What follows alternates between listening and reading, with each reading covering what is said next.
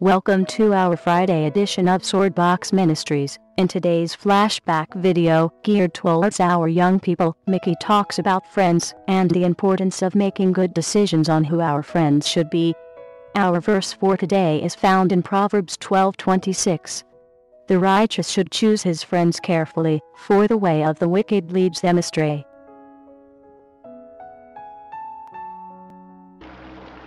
Welcome back to Swordbox. Gonna do our little devotional outside today. It's kind of rainy out here, kind of a dreary day.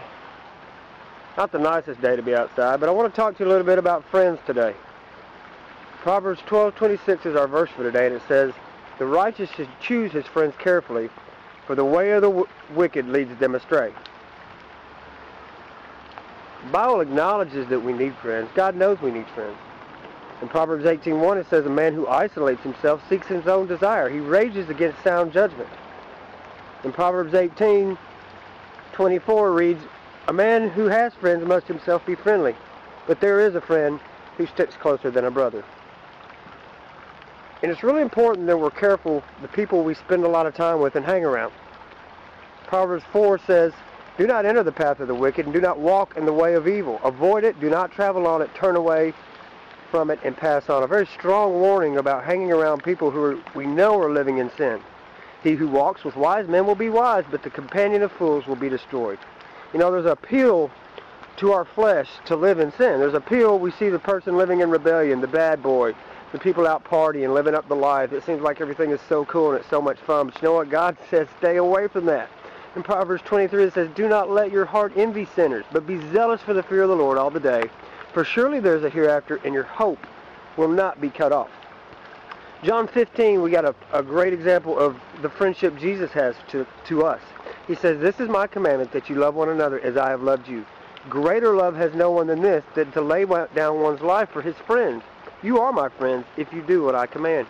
And that, obviously, Jesus went and did lay down his life for us, and he is a friend that sticks closer to us than a brother.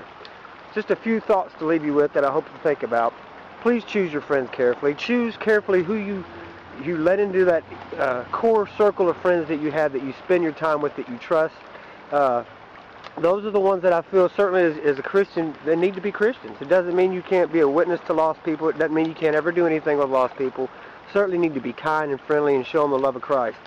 But if you want to get closer to Jesus, you had better find some friends that are trying to do the same thing.